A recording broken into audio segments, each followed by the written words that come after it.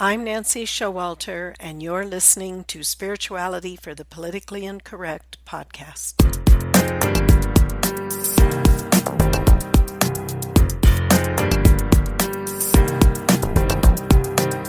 Welcome, all radical paradigm shifters and creative change makers.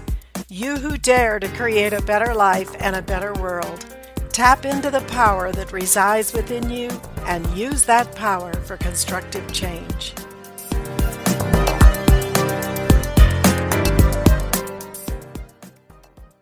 Hello, everybody, and welcome to this episode, Have You Lived Before?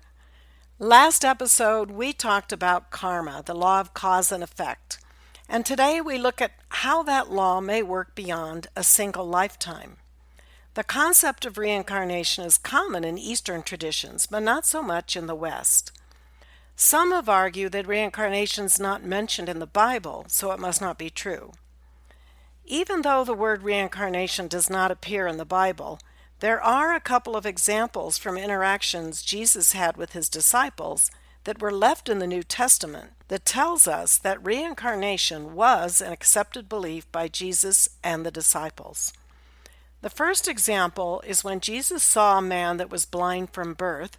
His disciples asked him who had sinned that the man should be born blind, the man himself or his parents. Now, Jesus did not rebuke his disciples for this question, which they asked because they knew the law of karma and reincarnation. They knew it was entirely possible that the man could be blind because of sins committed in his previous life, because there would be no other time that he would have committed them since he was blind from birth. One of the many examples where he did just that is on another occasion when they called him Good Master. Good Master, what shall I do to inherit eternal life? He didn't even answer the question, but rather said, Why callest thou me good? There is none good but God. Not only was this an example of correcting them for calling the human person good, but it was also an example of Jesus letting the man who asked the question know that what was good in him was God. Jesus would not allow the idolatry of the human self, which is the outer expression of the God within. Regarding the blind man and the disciples' question, Jesus did answer their question.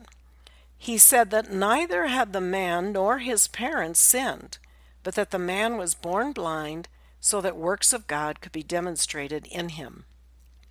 So with this example, not only do we see that Jesus did not rebuke them for asking about the man's sin prior to being born, we also learn another reason why we might have the burden of an infirmity. We ourselves may have chosen to bear a particular karma of a loved one, or that of the planet, or bearing a burden solely for the same reason as this situation, that God should glorify himself within us through the healing process. It is not always our personal karma, and this is why we cannot judge ourselves or one another. The second example in the Bible of reincarnation, which is even more direct, is when Jesus said about John the Baptist, And if ye will receive it, this is Elias, which was for to come. He that hath ears to hear, let him hear. So Jesus was saying that John the Baptist was a reincarnation of Elias.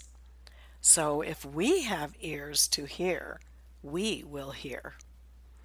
We need to also keep in mind that there were many texts circulating within the Christian community in the first 2 centuries. Some were determined by church leaders to be genuine and others not. In 367 AD, one of the church fathers named Athanasius put forth the list of the 27 books for the New Testament. He was also the one who gave a complete listing of the 66 books that belonged to the canon of the church at that time. And not all books were allowed in.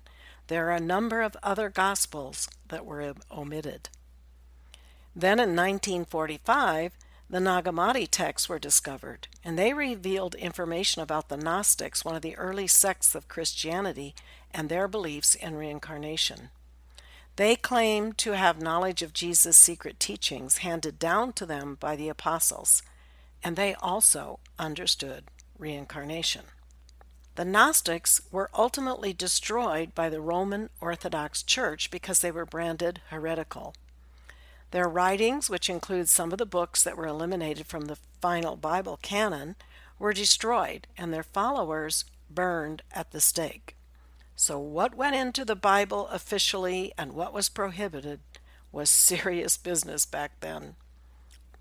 Then there was Origen of Alexandria, who in the 2nd century was one of the most distinguished theologians for the early church.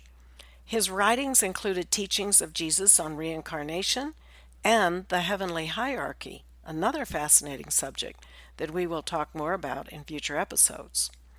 Origen's books were widely used for more than a century. More than a century.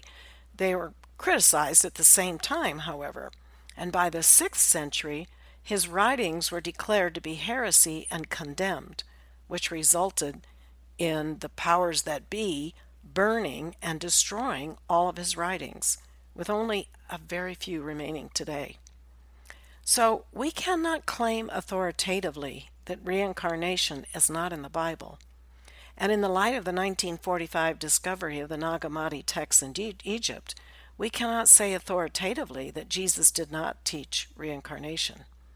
And not to mention that the majority of the population of the earth believes in reincarnation. There are also hundreds of cases of individuals that are born remembering exactly who they were.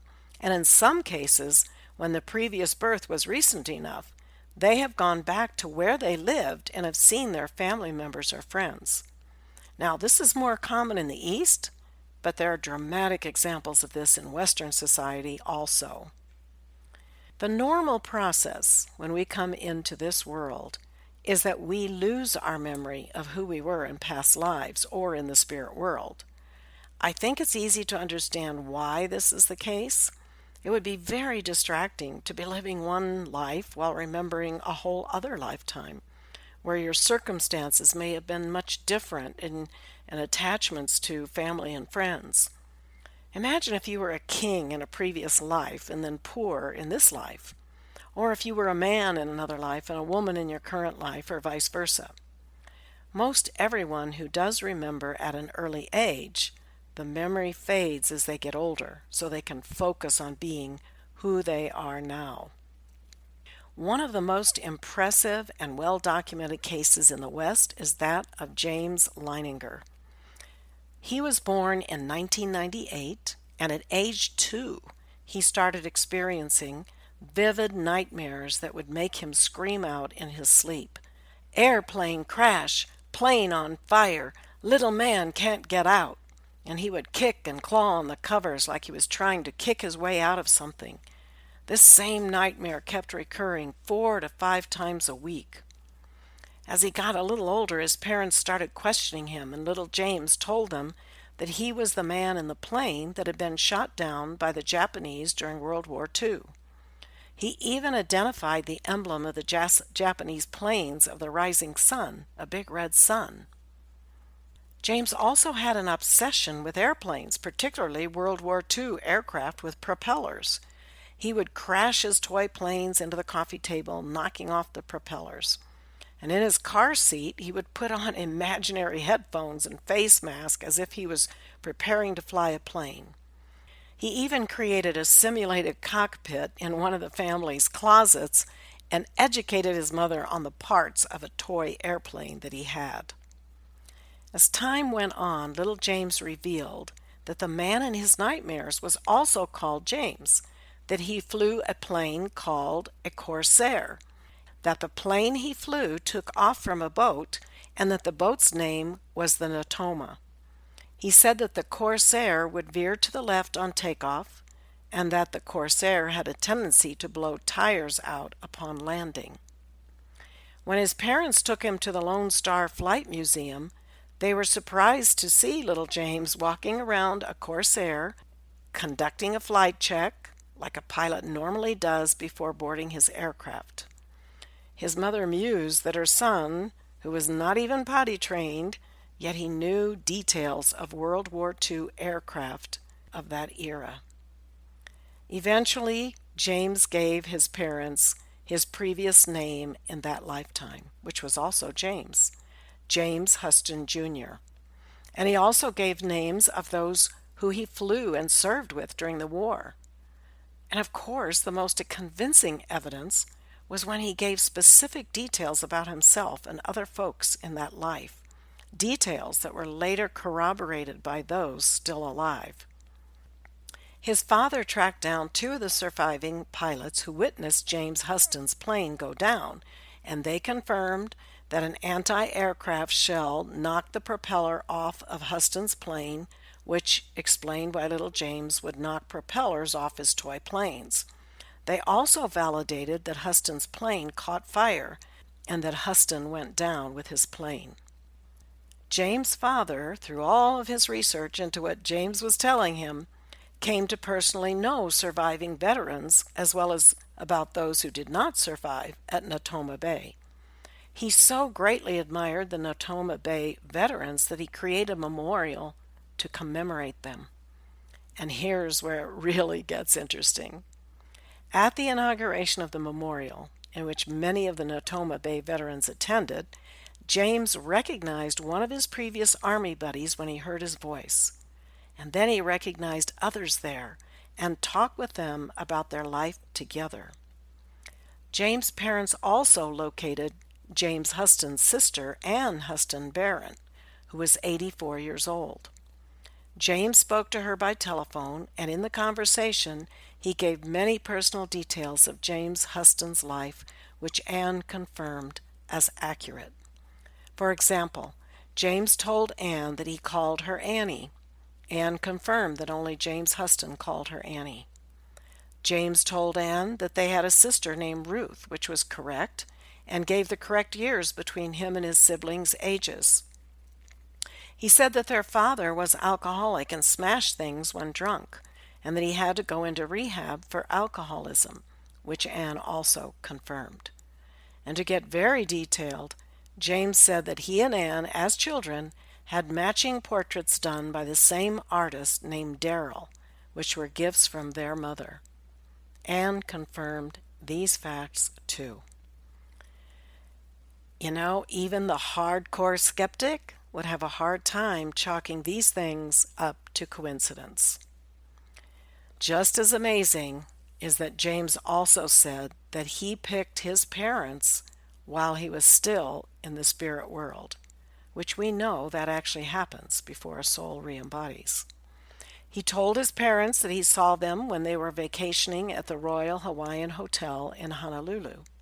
He called it the Big Pink Hotel in Hawaii, which the Royal Hawaiian is. And in fact, his parents were at the Royal Hawaiian 5 weeks before his mother became pregnant with him, and they had never told James about their Hawaiian vacation. This story really makes it difficult for people to dispute the reality of the life before and after death in other realms. And it's my understanding that little James found final closure when he and his family returned to the exact place in Iwo Jima that his plane had gone down in the water, which he identified for them. He was then able to make peace with his past, and at that point, his nightmares ended. Another example is Cameron Macaulay, born in Scotland. Since the age of 2, he told his mother he was from an island just off the west coast. He constantly talked about a white house on the island where he once lived. He also talked about a black and white dog and his other dad. He even remembered his other dad's name, Shane Robertson. Cameron said that he died by being hit by a car.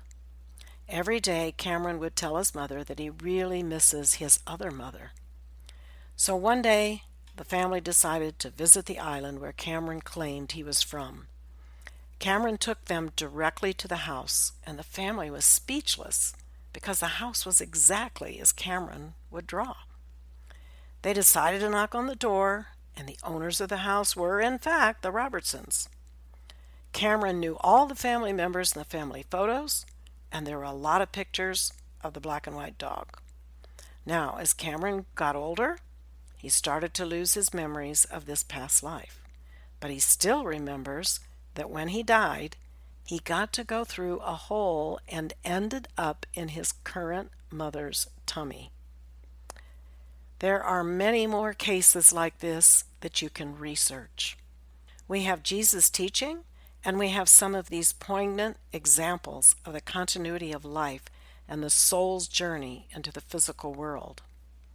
I would emphasize that it's not important that you remember your past lives.